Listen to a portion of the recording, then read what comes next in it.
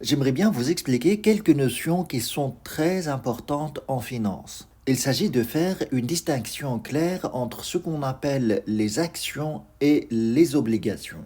Mais d'abord, merci beaucoup de liker la vidéo. Ça aide cette petite chaîne à grandir et à atteindre les personnes qui ont besoin d'apprendre ce type de contenu. Alors, pour bien saisir la distinction entre action et obligation, je vais partir sur base des données d'un bilan comptable que vous maîtrisez déjà si vous avez suivi mes cours en la matière. Comme vous le savez, le bilan se compose de deux colonnes, actifs-passifs. Au passif, on a les ressources financières de l'entreprise et à l'actif, on a ses avoirs, c'est-à-dire les différents biens que l'entreprise possède. Alors, ce qui m'intéresse ici, c'est le passif du bilan. Ce passif, ça représente les ressources financières et ces ressources financières peuvent être de deux natures différentes. Soit ça provient des propriétaires de l'entreprise, alors on parle du capital, soit ça provient des personnes qui ne sont pas propriétaires, alors dans ce cas on parle des dettes. Donc le capital, ça vient des propriétaires de l'entreprise et les dettes des institutions financières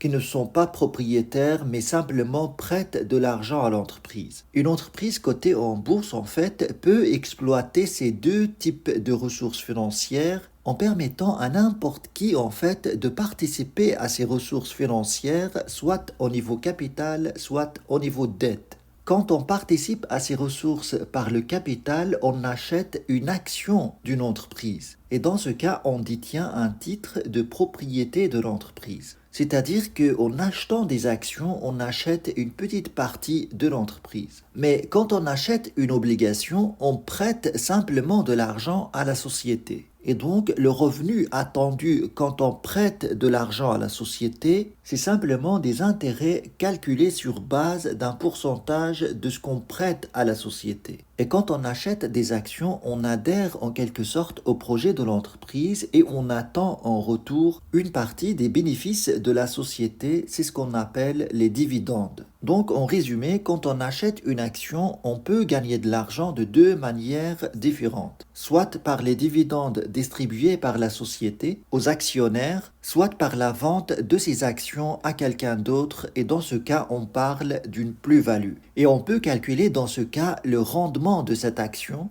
de la manière suivante, rendement égal le prix de vente plus les dividendes moins le prix d'achat, tout ça rapporté au prix d'achat. Et dans le cas des obligations, les dividendes vont être remplacés par les intérêts. Je vous donne un petit exemple chiffré. Achat de 100 actions à 15 euros l'action. Vous payez donc pour l'achat de ces 100 actions 1500 euros. C'est un coût, donc on va le représenter en bas de la ligne du temps avec un signe moins. On va supposer que la première année, vous recevez des dividendes de 15 euros, la deuxième année 35 euros et la troisième année 62 euros. Et juste après, vous vendez vos actions à 2000 euros. Dans ce cas, le rendement va se calculer de la manière suivante. Vous mettez les rentrées d'argent 2015, 35, 62, moins les sorties d'argent 1500, comparé au coût d'achat 1500. Et cela vous donne 0,408 ou bien 40,8%. Donc à la suite de cet investissement, vous avez généré un gain de 40,8% de votre investissement initial 1500, ce qui représente 612 euros.